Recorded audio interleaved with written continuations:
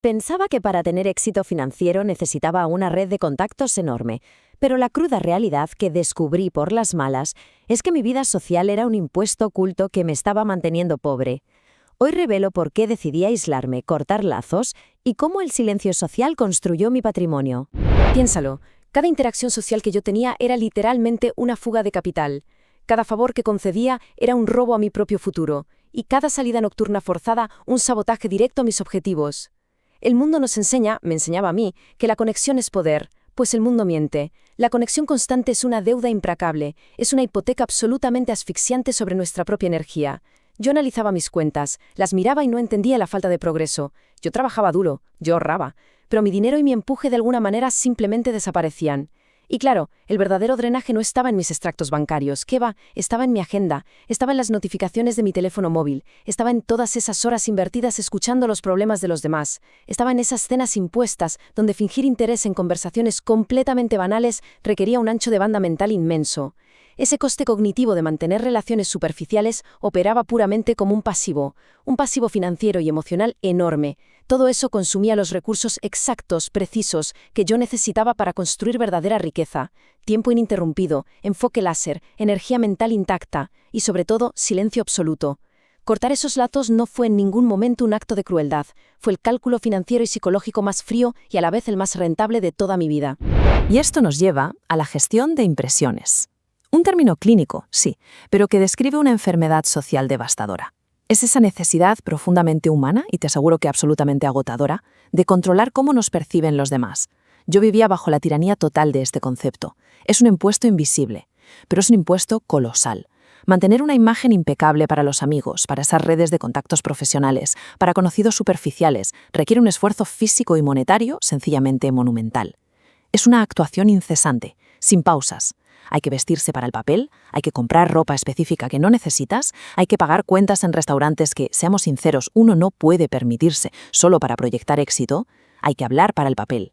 Cada palabra pronunciada, cada viaje reservado, cada opinión expresada está calculada al milímetro para proyectar una versión completamente falsificada de uno mismo.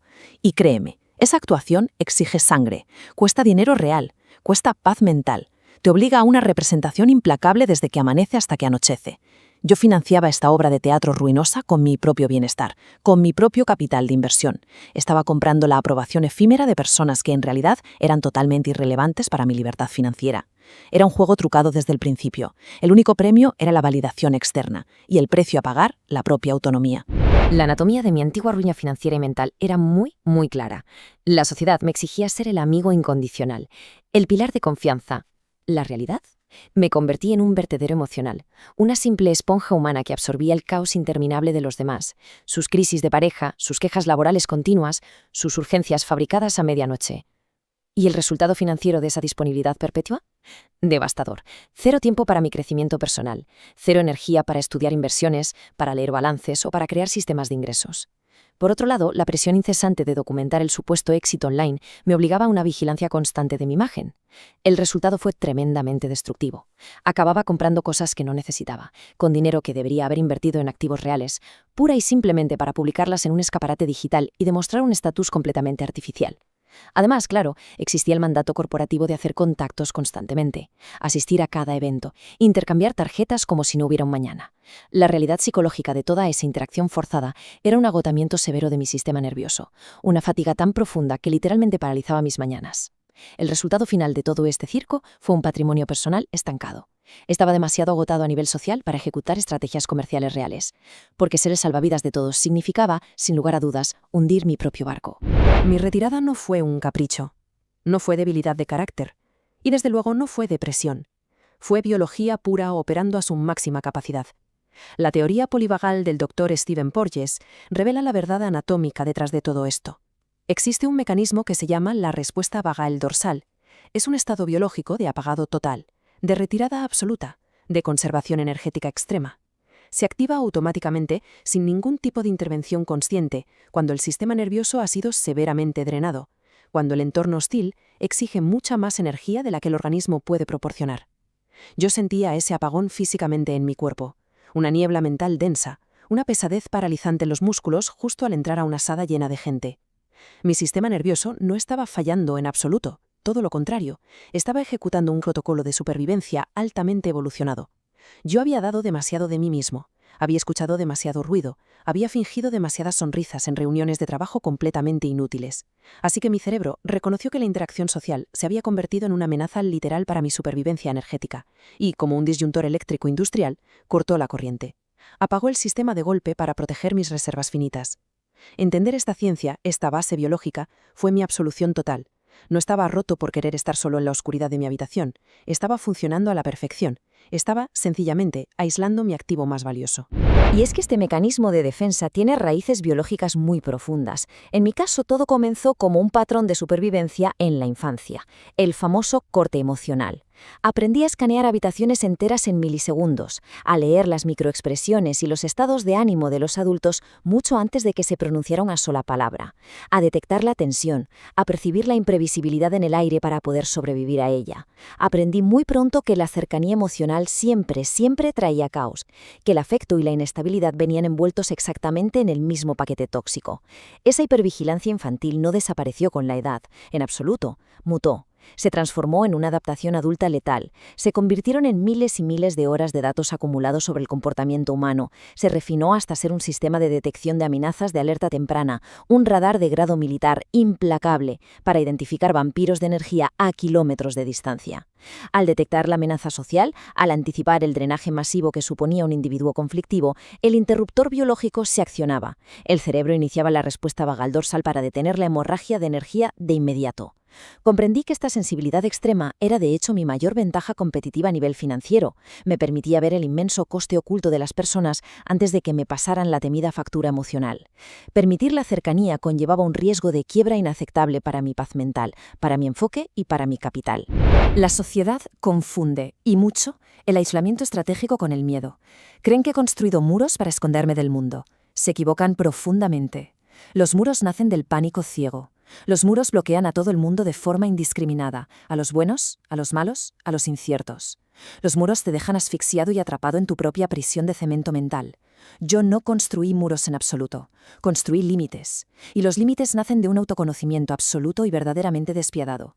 Nacen del respeto inquebrantable por mi propio tiempo finito. Representan un acceso hiperselectivo, protegen la energía vital con fuerza letal, cultivan un terreno que es fértil para la paz imperturbable. Mi proceso de selección para cortar lazos fue riguroso, muy calculado, frío como el hielo. Fue la diferencia abismal, la diferencia salvadora, entre aislarse por fobia social y atrincherarse estratégicamente para la guerra financiera. Construí barricadas altísimas alrededor de mi paz para repeler activamente a aquellos que toman más valor del que aportan.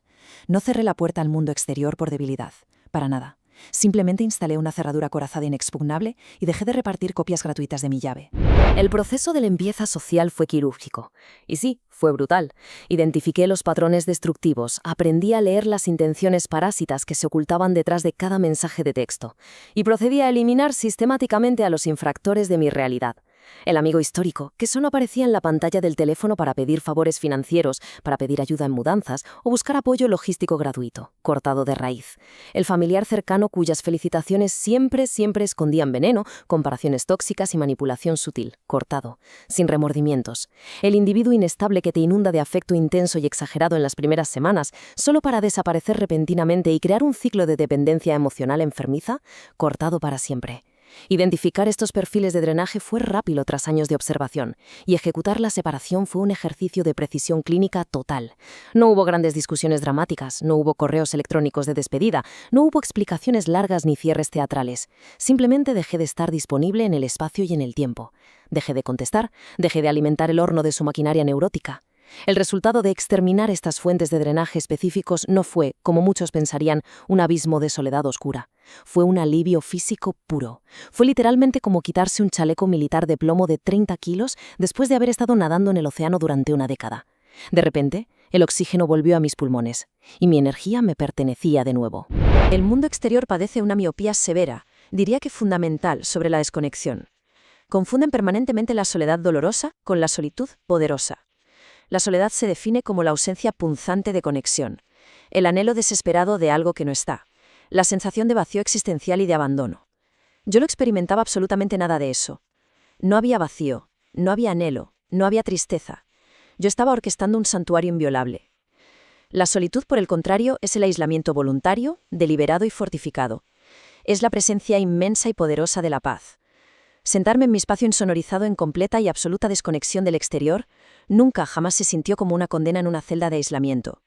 Se sentía como entrar en la cámara acorazada de un banco suizo. Por primera vez en mi existencia adulta, el zumbido exterior de las expectativas ajenas cesó por completo. Y en ese silencio espeso y absoluto pude escuchar nítidamente el engranaje de mis propios pensamientos. Pude trazar estrategias a 5 años vista. Pude mapear escenarios financieros a largo plazo sin la estática destructiva de las urgencias y de las crisis ajenas. La sociedad etiqueta esta retirada como un comportamiento antisocial preocupante. Yo lo etiqueto como la ventaja táctica definitiva sobre la competencia. La solitud es el laboratorio clandestino y estéril, donde verdaderamente se fabrica la riqueza generacional.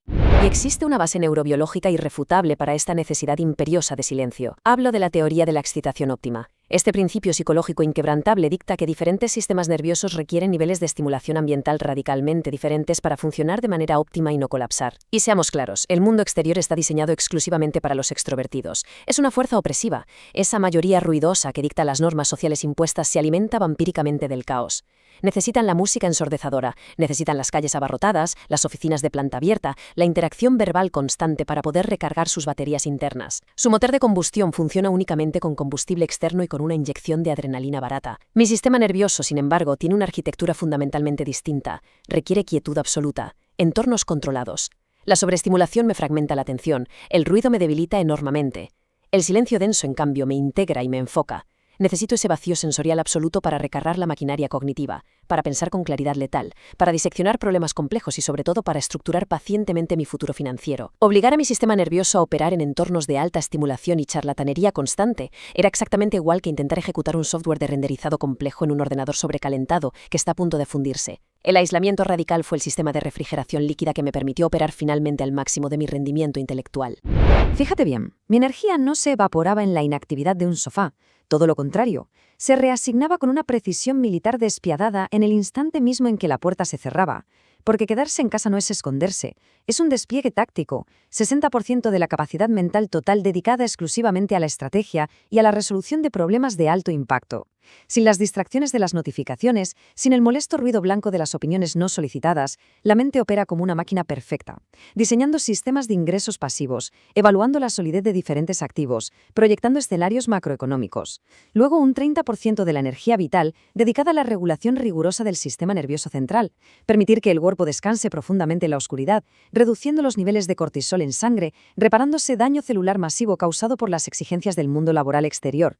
Y finalmente, un 10% reservado para el disfrute de estímulos ultrabajos, lectura técnica, el sonido del viento, rutinas espartanas y sumamente simples. Quedarse en casa dictando despóticamente la intensidad de la iluminación, el volumen exacto del entorno, la atmósfera térmica del cuarto, no es jamás un acto de pereza letárgica, es un movimiento logístico de élite. Es el terreno de preparación acorazado para la introspección profunda. Es, en definitiva, la fórmula matemática exacta e infalible para superar financieramente en rendimiento a todos aquellos que malgastan sus fines de semana, terminando exhaustos por la vida nocturna de consumo y por las interminables obligaciones sociales artificiales. Llegados a este punto, esta pregunta surge inevitablemente del abismo cuando el silencio se asienta. ¿Por qué? ¿Por qué participé yo en ese circo ensordecedor para empezar? ¿Por qué quemé mis mejores años y decenas de miles de euros de mi capital semilla asistiendo a eventos corporativos que odiaba en lo más profundo? Cenando con personas a las que no respetaba intelectualmente, solo para comprar artículos de marca que en el fondo ni siquiera valoraba. La respuesta a esa especie de autopsia personal es humillante, lo admito, pero es absolutamente necesaria para la cura. Me di cuenta, con verdadero horror, de que simplemente estaba siguiendo un guión social profundamente defectuoso, un guión perverso escrito por una maquinaria de consumo masivo que lucra directamente con la inseguridad humana más profunda. Yo estaba interpretando un papel secundario y sumamente agotador en una obra de teatro que yo no había escrito. Estaba mendigando casi desesperadamente validación externa. Compraba botellas premium en discotecas que detestaba, por el simple banal hecho de ser visto. Pagaba un impuesto altísimo por visibilidad, creyendo erróneamente que la visibilidad equivalía al valor real de mercado. Creía que ser visto y aplaudido era sinónimo innegable de ser exitoso. Entender la tremenda magnitud de esta falacia destructiva fue el punto de inflexión tectónico en mi vida. Fue el momento exacto en que dejé de ser un actor secundario complaciente en la narrativa de los demás y tomé el asiento del director absoluto, implacable y tiránico de mi propia existencia. El ecosistema digital contemporáneo es, sin exagerar, un arma de destrucción masiva y está diseñada con una precisión aterradora para atacar la mente humana y la cartera de inversión.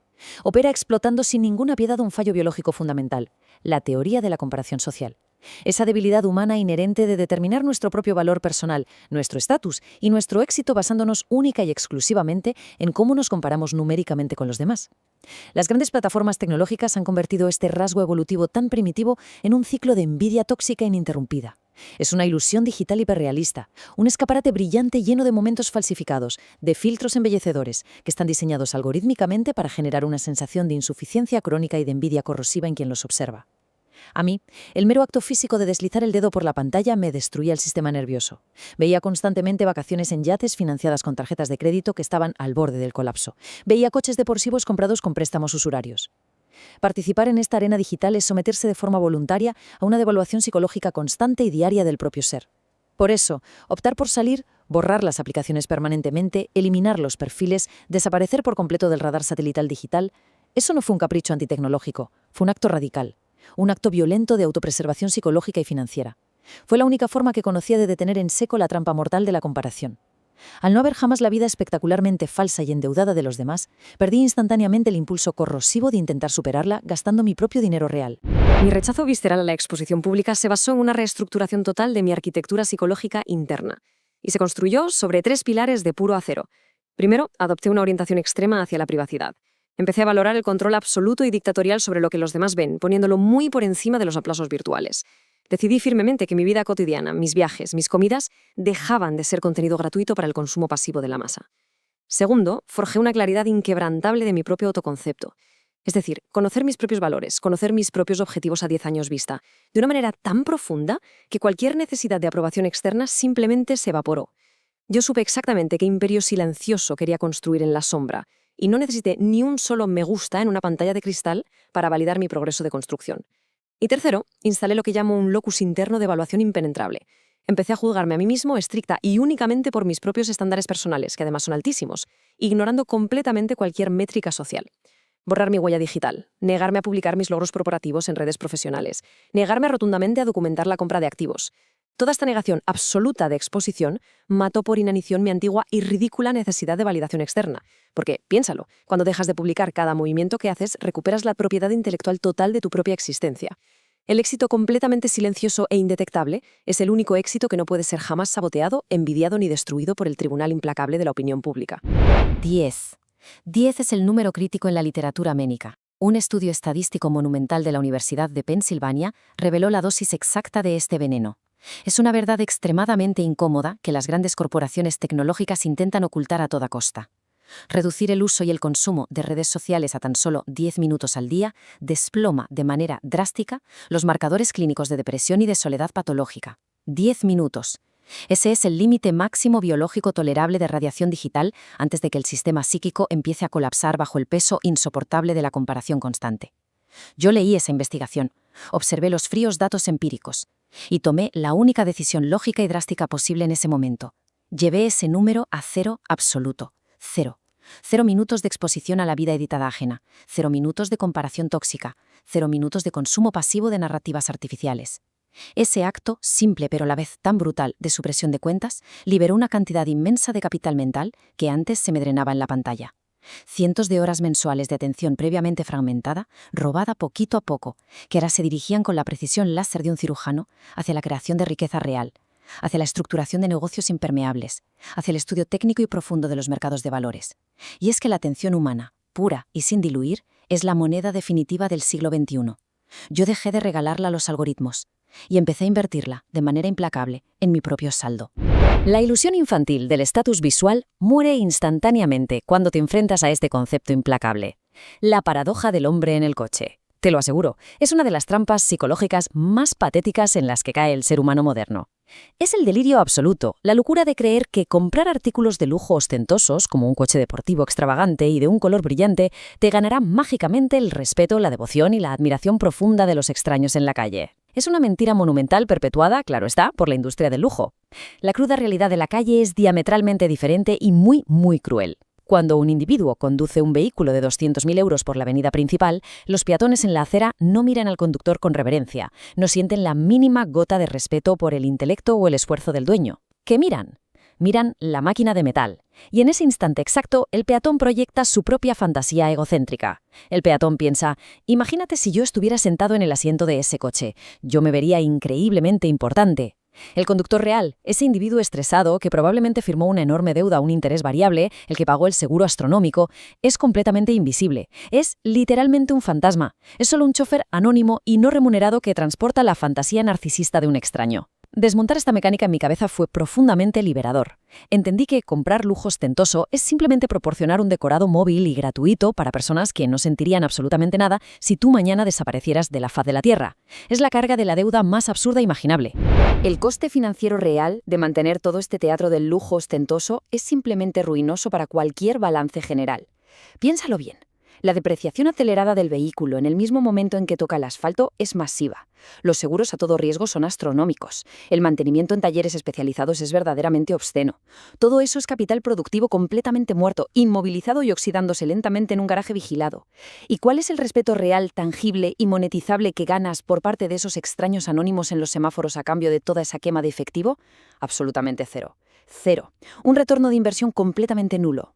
Buscar la validación psicológica a través de símbolos de riqueza puramente visuales te convierte de forma automática y muy dolorosa en un prisionero de máxima seguridad. Eres un rehén asustado de las opiniones volátiles de personas cuyos nombres ni siquiera conocerás jamás. Te encadena con unos grilletes pesados a una cinta de correr hedonista que no se detiene nunca. Te obliga a actualizar compulsivamente ese vehículo alemán cada 3 años, a comprar el reloj suizo más grueso, a vestir la ropa de diseñador con el logotipo más grande, solo y exclusivamente para mantener una frágil ilusión de relevancia y poder ante un público de extraños que, repito, es completamente indiferente a tu existencia. Es una forma sofisticada, pero brutal, de esclavitud financiera moderna, y la cadena que aprieta el cuello está forjada enteramente de puro y inseguro ego. Así que la solución definitiva a toda esa esclavitud moderna, la antítesis perfecta de la ostentación ruinosa, es esto, la riqueza sigilosa, o stealth wealth, el arte magistral de la invisibilidad financiera. Es la práctica deliberada, metódica y casi conspirativa de mantener el verdadero poder financiero neto completamente oculto, por debajo del radar del ojo público. Su objetivo principal no es el simple engaño, que quede claro, es la obtención de una seguridad física y psicológica absoluta y la evasión total del impuesto de la actuación social que ya hemos mencionado. Adoptar la doctrina de la riqueza sigilosa fue el movimiento estratégico más poderoso y asimétrico de toda mi carrera. La riqueza oculta proporciona una armadura de titanio impenetrable. Te permite caminar por el mundo sin ser detectado. Mientras la gran masa de la clase media se endeuda hasta la asfixia para parecer superficialmente rica en Instagram, el practicante disciplinado de la riqueza sigilosa acumula activos reales, terrenos, índices bursátiles. Y lo hace bajo una fachada muy calculada de normalidad banal y aburrida. Conducir un vehículo japonés extremadamente fiable pero que jamás hace girar una sola cabeza en la calle. Vestir prendas de lana y algodón de altísima calidad técnica pero carentes por completo de cualquier logotipo identificable que delate su precio. Residir en una propiedad excepcionalmente cómoda por dentro, blindada en seguridad pero que desde la acera no grita opulencia ni atrae ninguna mirada. Esta estrategia de camuflaje elimina de un plumazo toda atención no deseada, extermina las envidias tóxicas del entorno y neutraliza las constantes expectativas de préstamos financieros por parte de terceros. Te libera de forma permanente y totalmente silenciosa de la agotadora prisión de la representación. Esta arquitectura de riqueza oculta se alimenta de una filosofía operativa central, la ambición silenciosa. Consiste en perseguir implacablemente un ritmo de vida y de trabajo determinado, exclusiva y dictatorialmente por uno mismo, rechazando, por completo y sin miramientos, la carrera de ratas que supone perseguir títulos sociales rimbombantes, ascensos corporativos vacíos, fama efímera o esa necesidad patológica y primitiva de dominar públicamente a los demás en las salas de juntas.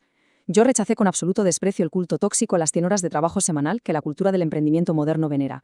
Rechacé esa cultura ruidosa del esfuerzo constante, la jactancia de dormir 4 horas y la necesidad de proyectar ocupación constante para parecer importante. Pivoté mi enfoque y mi capital hacia los micromotivos, objetivos financieros muy específicos, implacables, totalmente controlables y profundamente satisfactorios a nivel personal e íntimo, sin la más mínima necesidad de buscar el aplauso público a la validación de un supuesto mentor externo. Construir riqueza masiva y generacional, sí, absolutamente, pero hacerlo operando completamente en la oscuridad, bajo el radar, como un submarino nuclear de ataque en aguas profundas, sin ninguna necesidad del ego de ser el director ejecutivo sonriente que sale en la portada brillante de una revista de negocios, sin la necesidad de liderar un imperio de oficinas que sea visible desde el satélite. La ambición silenciosa no busca jamás conquistar ruidosamente el caótico mundo exterior. Lo que busca es lograr, con una precisión milimétrica, el dominio total, absoluto e indiscutible sobre el propio mundo interior, sobre tus propias circunstancias y recursos materiales. Todo este arsenal táctico del aislamiento extremo requiere el dominio absoluto de un arma principal. Y esa arma es el no inexplicado. Un concepto de una brutalidad necesaria y de un poder inmenso. Hablo de la capacidad frío y calculadora de pronunciar la palabra no, tratarla como una oración completa e irrefutable y dejar que el silencio espeso inunde la habitación. Sin más. Cuando yo rechazo una invitación a una boda de un conocido lejano, cuando declino un compromiso de networking un viernes por la tarde, no ofrezco ni media excusa, no invento enfermedades falsas ni compromisos ficticios para suavizar el golpe, no justifico mis límites ante absolutamente nadie, simplemente digo no y sostengo la mirada. La necesidad compulsiva de justificar una negativa nace directamente de la necesidad sumisa de complacer, nace de un sentimiento de culpa tóxico inculcado por la sociedad. Yo erradiqué esa culpa de mi sistema operativo por completo, extirpé la necesidad de agradar. Proteger mi tiempo y mis bloques de enfoque profundo como si fueran lingotes de oro sólido requiere la construcción de fronteras impenetrables y electrificadas. Cada minuto valioso que dedicas a elaborar una mentira elaborada para justificar por qué no asistes a una cena irrelevante es un minuto de tu energía vital que has cedido cobardemente al control de la agenda de otra persona. El silencio incómodo que sigue a un no firme, seco y sin adornos es el sonido inconfundible del respeto absoluto por uno mismo. Toda esta reestructuración mental, este derribo sistemático de las creencias convencionales que he hecho, obliga inexorablemente a plantear la pregunta definitiva. ¿Cómo se define realmente el triunfo en el aislamiento? ¿Qué aspecto tiene ganar cuando nadie en absoluto está mirando para validarlo? El guión prefabricado de la sociedad responde inmediatamente a esto con la imagen de una mansión de cristal de 1000 metros cuadrados en lo alto de una colina, un yate amarrado en el puerto deportivo y 1 millón de seguidores virtuales hiperventilando y validando tu existencia en los comentarios. Yo desafío esa premisa endeble hasta sus propios cimientos. Hay que quemar esas falsas métricas de raíz y esparcir las cenizas al viento. Hay que pulverizar los símbolos de estatus tradicionales. Hay que eliminar de la ecuación los metros cuadrados construidos y los descuentos de aprobación externa para revelar por fin la única métrica matemática que tiene un impacto real, visceral y diario en la experiencia humana. Ganar el juego no tiene absolutamente nada que ver con lo que posees y exhibes a los ojos envidiosos del mundo exterior. Nada. Ganar la partida de manera definitiva tiene que ver única y exclusivamente con lo que controlas con puño de hierro a puerta cerrada. Considera por un momento al esclavo rico. El arquetipo supremo del fracaso exitoso. Millones en la cuenta bancaria de inversión. Un puesto de máxima visibilidad en la cima de la jerarquía corporativa. Un estatus social supuestamente intocable. Pero es un rehén, un prisionero condenado a cadena perpetua, solo que con grilletes de oro macizo. Tiene exactamente cero control sobre su propia agenda diaria. Responde aterrado a una junta directiva impaciente. Responde a las demandas irracionales de los accionistas mayoritarios. Responde a los caprichos volátiles de la opinión pública. Sus costosas vacaciones en resorts exclusivos son constantemente interrumpidas por correos electrónicos en rojo y llamadas urgentes de gestión de crisis. Sus horas de sueño están dictadas por los usos horarios de los mercados extranjeros. Su abrumadora riqueza es, irónicamente, los barrotes de su propia jaula de alta seguridad. El dinero lo posee a él, por completo. Frente a este verdadero desastre vital se alza la autonomía del tiempo, la máxima y única ostentación real. El control total, absoluto y tiránico sobre cuándo despiertas, dónde te encuentras y cómo decides existir en el continuo espacio-tiempo. La autonomía del tiempo dictamina con frialdad que sin esa soberanía temporal absoluta, todo el capital acumulado del planeta Tierra es simple papel mojado. Es completamente inútil.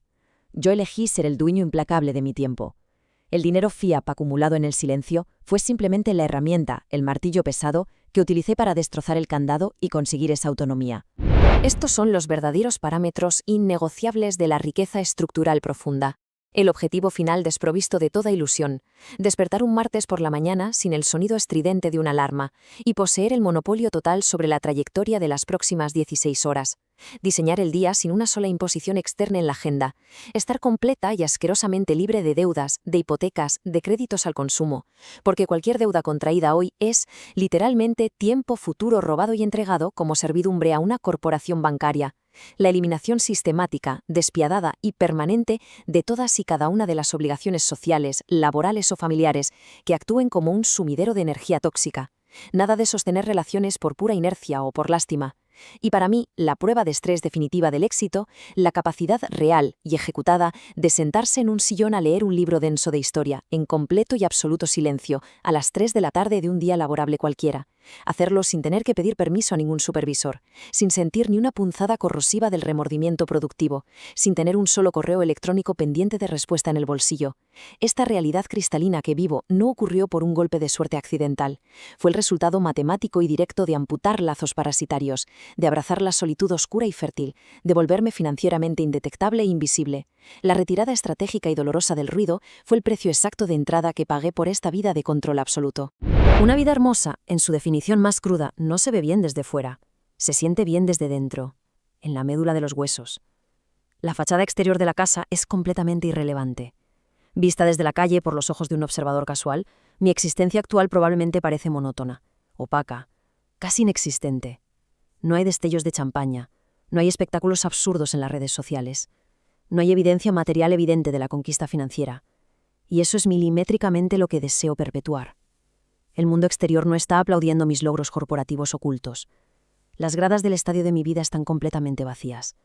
No hay ningún público vitoreando mis victorias trimestrales. No hay reflectores apuntando a mi posición. Y la realidad más profunda y liberadora que he descubierto tras los muros protectores del aislamiento es que la ausencia de ese reconocimiento no me importa en lo más mínimo. Es más, repudio activamente ese aplauso. Porque el eco superficial de ese ruido solo serviría para perturbar la tranquilidad densa y absoluta que me ha costado sangre y amistades construir.